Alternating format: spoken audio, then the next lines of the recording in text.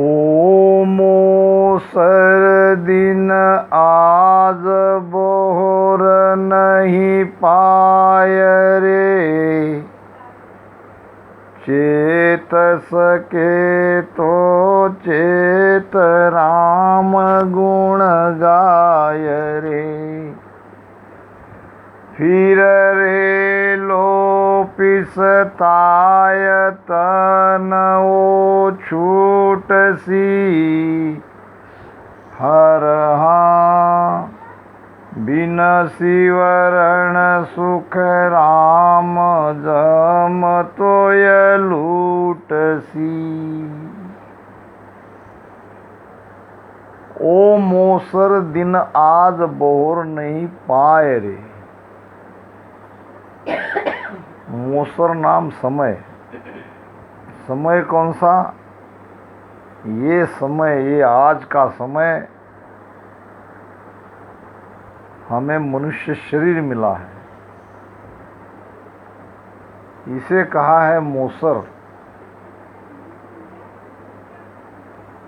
84 योनि भुगत कर हम आज मनुष्य शरीर में है। तो ये मोसर, ये मौका बहुर नहीं पाए रे। बहुर नाम दोबारा हमें नहीं मिलेगा। तो क्या करना चाहिए? चेत सके तो चेतन हो जाओ।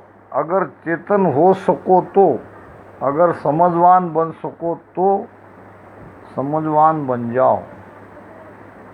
क्योंकि ये मौका भजन करने के लिए मिला है, सुमिरन करने के लिए मिला है। हमें अब गाफल नहीं रहना है, सावधान होना है। सावधान होके राम नाम सुमिरन करना है। क्योंकि जब तक सदगुरु की कृपा नहीं होगी तब तक वो शब्द घट में नहीं जगेगा।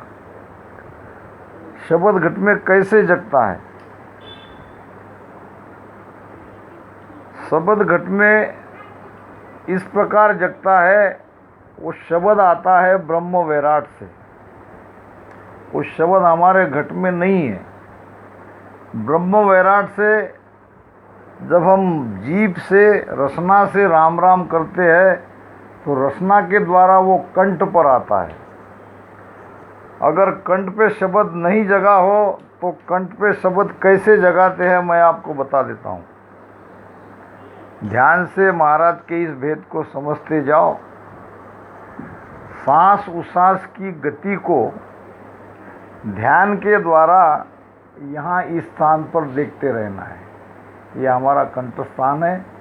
सांस उसास की जो ऊर्जा है उसको यहाँ पे लाना है, यहाँ पे टिकाना है और रसना से राम राम करते करते उसमें प्रेम लाना है। जब अकबक प्रेम आ जाएगा तो ये कंठस्थान हिलने लगेगा। कंठस्थान हिलेगा, मुख में मीठा मीठा स्वाद आएगा, गुदगुदाहट होगी। ये सारे लक्षण उस शब्द के जगने के हैं कि हम अब चेत गए और ये शब्द हमारे घट में जागृत हो गया। अब शब्द के साथ सुरती की यात्रा हमारी भीतर की आगे बढ़ती बढ़ती जाएगी।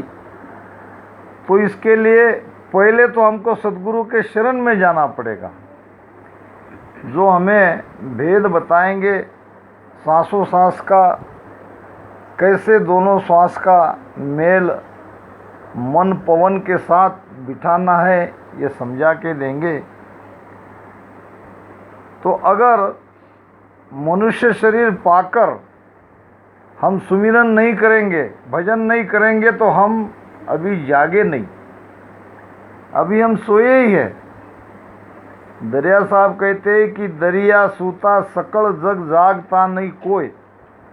सारा संसार सो रहा है, रात में भी सो रहा है तो दिन में भी सो रहा है।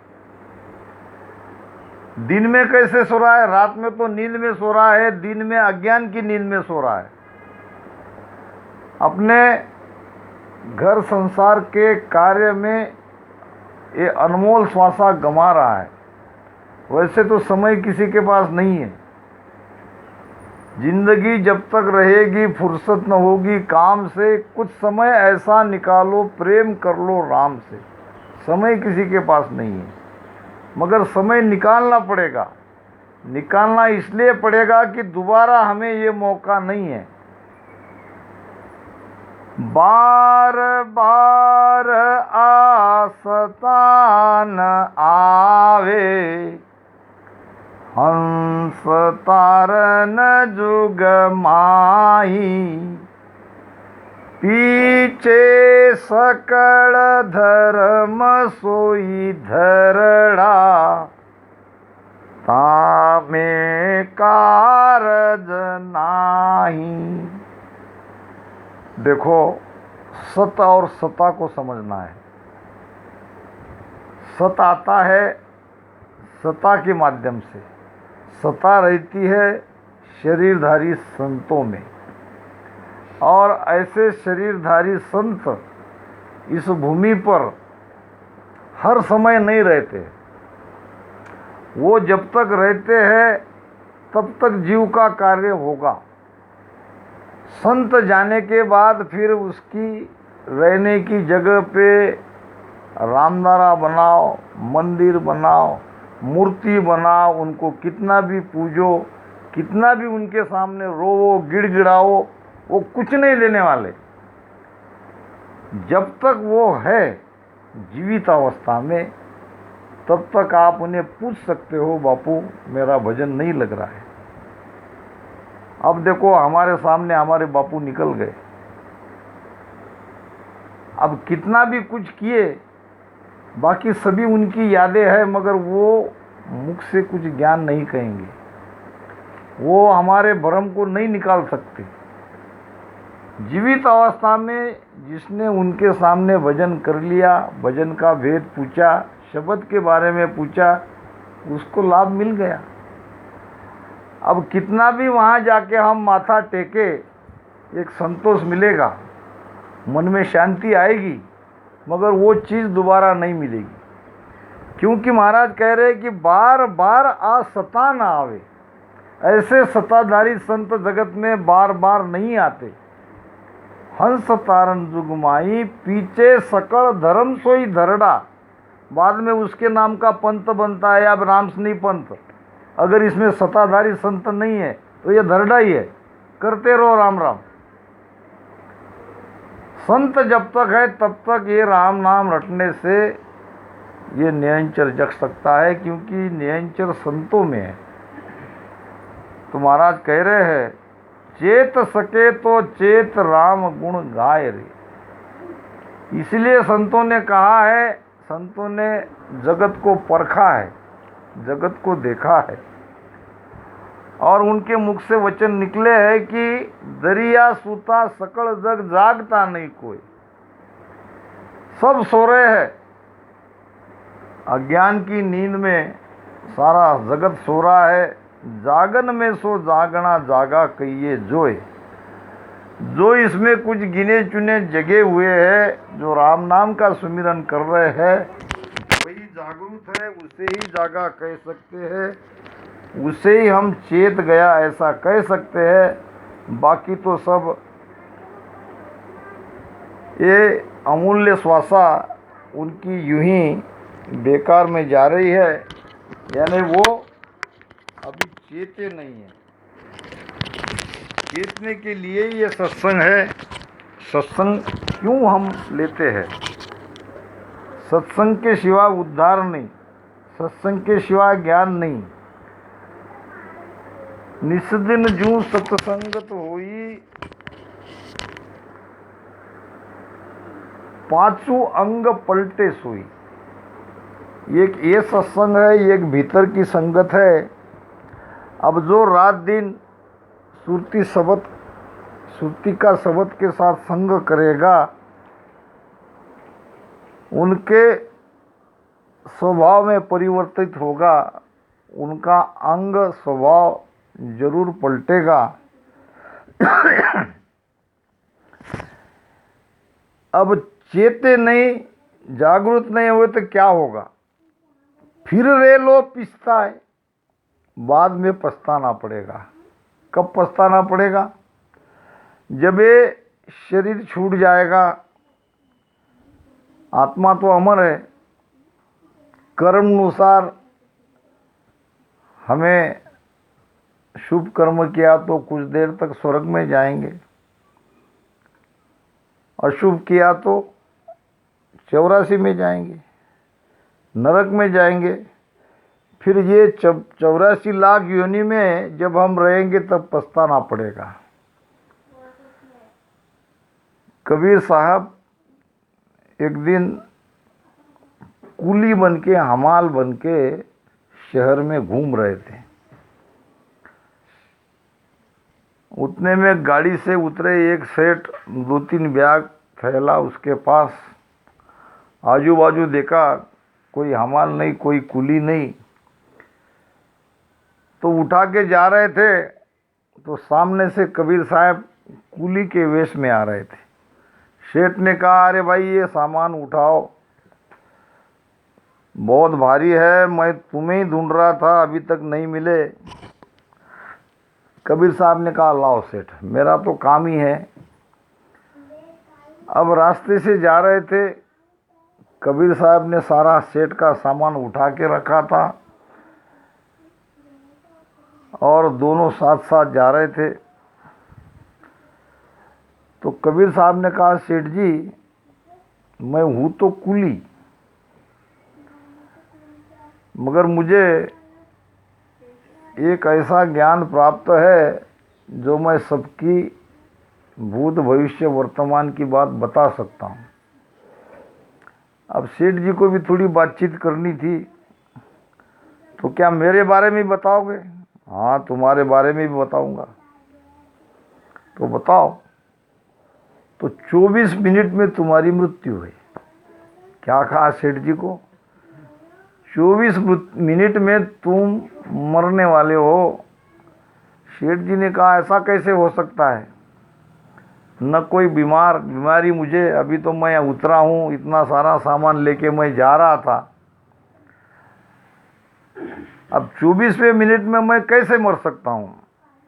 कबीर साहब ने कहा, तुम मानो मत मानो, मैंने जो कहना था वो कह दिया।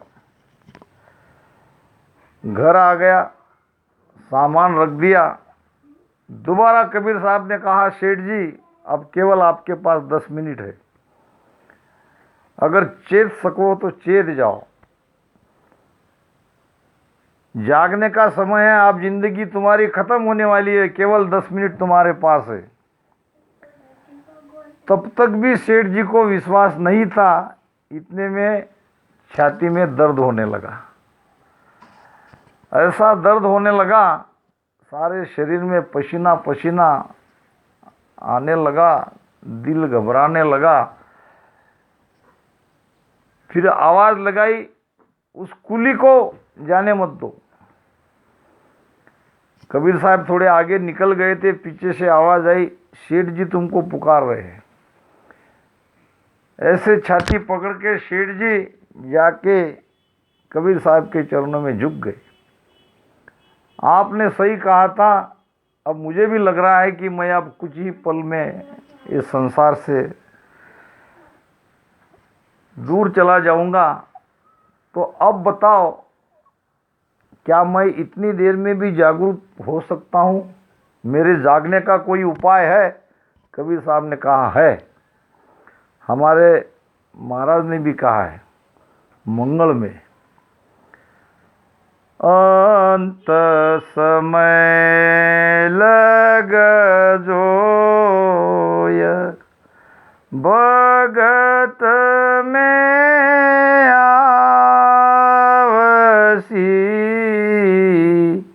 अंत समय लग जोय भगति में आवसी,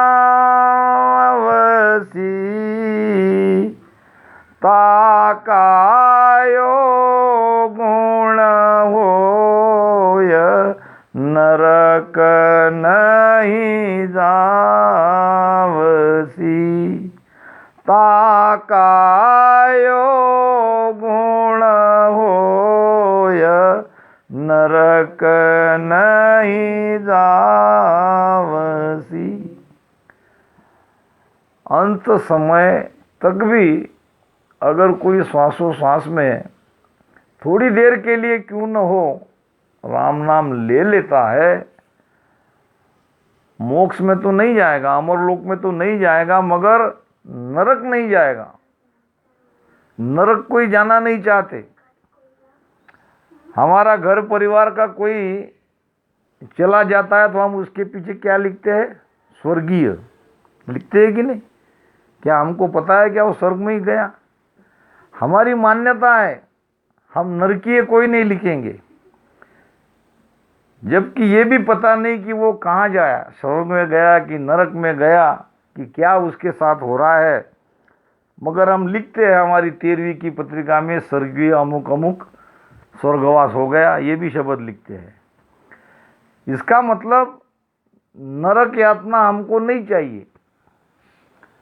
नरक का डर है तो नरक नहीं जाना है तो कम से कम राम नाम लेके तो मरो, जागृत अवस्था में मरो, चेत जाओ, इस ज्ञान को समझ लो। अंत समय लग जोए, अंत समय तक अगर कोई इस राम नाम को ले लेगा तो कम से कम उसकी नरक यातना तो टलेगी।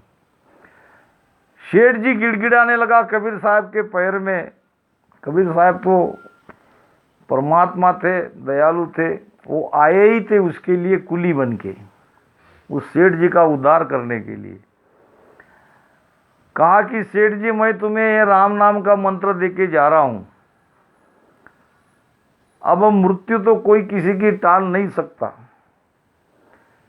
जाना तो सबको है, लेकिन मैं तुम्हारी आगे की सारी यात्रा सुलभ कर देता हूं। सेठ जी हाथ जोड़ के खड़े रहे।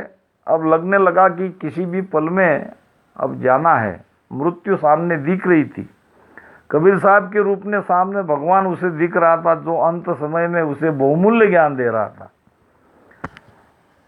उसने कहा सेठ जी तुमको पूछा जाएगा, धर्मराज के पास ले जाया जाएगा। सभी जीव को धर्मराज के पास जाना पड़ता है। 12 दिन तक वो यहीं रहता है। 12 दिन से उसकी यात्रा प्रारंभ होती है। 348 दिन में वो धर्मराज के पास जाता है। फिर उसका पाप पुण्य का किताब हिसाब सारा देखा जाता है। पहले तो पुण्य को भुगताया जाता है, और फिर पाप को, और फिर 84 में, और फिर मनुष्य शरीर 43,20,000 साल के बाद। ऐसी ये जीव की ये निरंतर यात्रा 3 लोक में चलती रहती है। अगर 3 लोक से पार होना है, जन्मना भी नहीं है, मरना भी नहीं है, अमर होके रहना है, आनंद में रहना है, तो राम राम भजन करो, दूसरा कोई उपाय नहीं। तो सेठ जी आपको पूछा जाएगा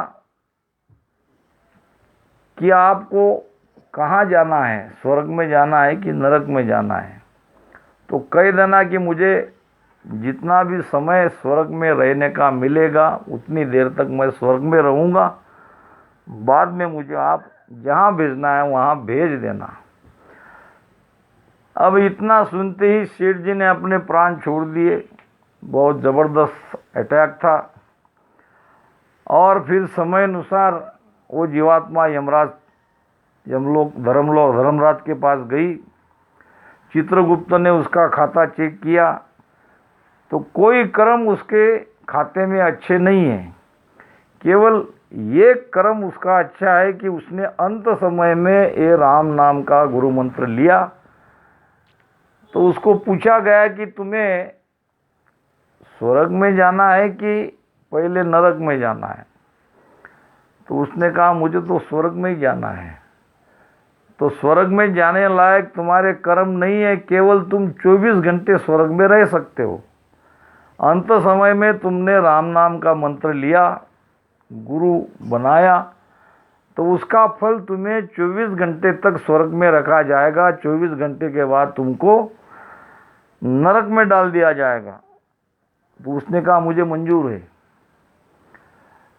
अब गया सेठ जी स्वर्ग में। अब स्वर्ग देख रहा था, अब वहाँ तो सुख ही सुख है। ऐसे देखते देखते उसे सामने कबीर साहब मिल गए वहीं स्वर्ग में। उसने कहा, तुम यहाँ? हाँ सेठ जी, आपने मुझे पहचाना नहीं। वास्तव में मैं कुली नहीं था, मैं तो आपका उद्धार करने के लिए आया था और आपका उद्धार करके ही जाऊंगा। तो सेठ जी को अपार आनंद आया कि चलो अंत समय में मुझे गुरु भी मिल गए। अब यहाँ आके कह रहे हैं कि तुम्हारा उद्धार करके जाऊंगा। तो अब 24 घंटे खत्म होने वाले हैं, मुझे तो नरक में डाल दिया जाएगा, फिर आप उद्धार कैसे करोगे? तो कहना कि मैंने राम नाम का मंत्र लिया है। राम नाम के मंत्र लेने वाले को नरक यातना नहीं भुगताई जाती। फिर जब 24 घंटे हुए, यमदूत आ गए, कहने लगे चलो। वो कहने लगा, मैं नहीं आता। क्यों नहीं आता? मैंने गुरु किया है, मैंने राम नाम का मंत्र लिया है और तुम्हारा शास्त्र कहता है कि राम नाम के मंत्र लेने वाले को नरक में नहीं डाला जाता। वापस आया यमराज के पास। यमराज कहने लगे, बात तो उसकी सही है, हम उसको नरक में नहीं डाल सकते। तो थोड़ी देर राम राम भजन करने से इतना लाभ होता है, शास्त्र प्रमाण इसका है। तो हम क्यों न जागरूक हुए? हमें चेतने में ही हमारी भलाई है, क्योंकि मृत्यु हमारी नहीं हो रही है, मृत्यु तो केवल शरीर की हो रही है। शरीर छूटने के बाद हमारी क्या स्थिति होगी, उस स्थिति को भी हमको आज सुधारना है। हमें यहाँ भी आनंद में रहना है तो वहाँ भी आनंद में रहना है। हमें पिछताना नहीं है। महाराज कह रहे हैं, फिर रे लो पिछताय तन वो छूट सी। हम नहीं पछताएंगे। हर हाँ बिन सिवरन सुखराम जम तोए लूट सी। भजन नहीं करोगे तो यमराज तुम्हें यातना देंगे। जो जो कर्म तुमने किया है वो तुमको याद दिला दिला कर भुगताएंगे। 84 प्रकार के कुंड है, याचनिक काया में डाला जाएगा और तुमको कहा जाएगा कैसे? जैसे लोहार क्या करता है? लोहे को आग में डाल देता है, लोहा होता है लाल गरम, और उसको आयरन पे रख के ऐसे बता बता के जो घन से चोट मारता है उसको कहता है यहाँ मारो, यहाँ मारो, यहाँ मारो। इस प्रकार हमारे किए हुए कर्म को हमको भुगताया जाता है। कहे कहे मार धीरावे सोई, कहे कहे मार धीरावे सोई। यूं लोह ताव पड़े यूं सोई, यूं लोह ताव पड़े यूं सोई। ये सब काम तुम्हारो होई, ये सब काम तुम्हारो होई। हारे मन समझ राम सिमर रे, हारे मन समझ राम सिमर नर रे, छोगाला नर रे, तू तो जम जालिम सुडर रे, तू तो कयो हमारो कर रे, तू तो ध्यान हरि को धर रे, छोगाला नर रे। छोगाला यानी लाड़का, प्रिय। हे प्रिय मेरा लाड़का लाडला, तू यम से डर, यम यातना से बच, क्योंकि वो जालिम है। जालिम किसे कहते हैं? जिसको दया माया नहीं आती। कसाई जालिम है। कसाई के सामने वो भेड़ बकरी का बच्चा कितना भी चिल्लाए तो उसको दया माया नहीं आती, वो जालिम है। तू तो जम जालिम सु डर रे, तू कहो हमारो कर रे। क्या कह रहे हैं संत? भजन करो, समय बीत रहा है। तू कहो हमारो कर रे, तू ध्यान हरि को धर रे। तू राम जी को ध्यान लगा, राम जी को याद कर, उसको सुमिरन कर, नहीं तो तुम्हें पछताना पड़ेगा। ओ मोसर दिन आज बोर नहीं पाए रे। देखो, आज जो अभी समय हमारे पास है ये कल नहीं मिलेगा। कल ये भी निश्चित नहीं है कि हम रहेंगे कि नहीं रहेंगे, इसकी भी गारंटी नहीं है। एक वकील था और कोई कोर्ट में आज निर्णय था। जल्दी जल्दी से अपने अर्दली को कहा कि सारे केस के पेपर सूटकेस में भरो, ड्राइवर को आवाज़ लगाओ। ड्राइवर गाड़ी लेके तैयार और उसका अर्दली बैग लेके तैयार। वकील साहब अपना काला कोट पहन के गाड़ी में बैठ रहे थे। दरवाज़ा खोला ड्राइवर ने, एक पैर गाड़ी में एक पैर नीचे, आया अटैक, वहीं ख़त्म। अब वकील तो वकील, यमराज के पास जाके यमराज के सामने वो कहने लगे कि मैं वकील हूँ, वो भी नामांकित वकील हूँ, और तुमने बिना चिट्ठी, बिना पत्र, बिना सूचना एकाएक तुमने यहाँ बुला लिया, ये ठीक नहीं। यमराज ने कहा, मृत्युलोक में क्या रिवाज है? तुम वकील हो इसलिए पूछ रहा हूँ। तो वकील ने कहा, हमारा नियम ऐसा है, जिसको भी हमको बुलाना है, जिसके ऊपर कोई मुकदमा है, उसको हम पत्र भेजते हैं लिखित स्वरूप में, और कहते हैं कि तुमको इस तारीख को कोर्ट में हाजिर रहना है। एक बार नहीं तो दोबारा, दोबारा नहीं तो तिबारा, और जब 3-3 बार नोटिस मिलने पर भी वो हाजिर नहीं रहता तो हम उसको पकड़ के लाते हैं। अब तुमने तो बिना कुछ नोटिस दे एकाएक मुझे पकड़ के, तुम्हारे यमदूत मुझे यहाँ लेके आए, तो यमराज ने भी किया, हमने भी तुमको नोटिस दिया था, तुमने पढ़ा नहीं। कब दिया? ये तुम्हारे बाल पकने लगे, तुम्हारे काले बाल सफ़ेद हो गए, ये हमारी पहली नोटिस थी, तुमने पढ़ी नहीं, तुमने सफ़ेद बाल को काले करने शुरू किए।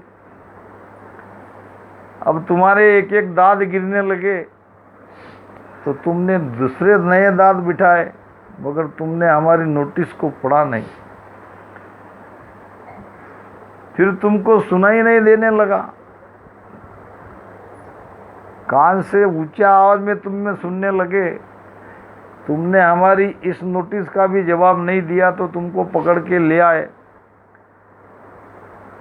तो तब वकील पछताने लगा। अब तब पछताने से क्या होगा? फिर रे लो पिछताए तन वो छूट सी।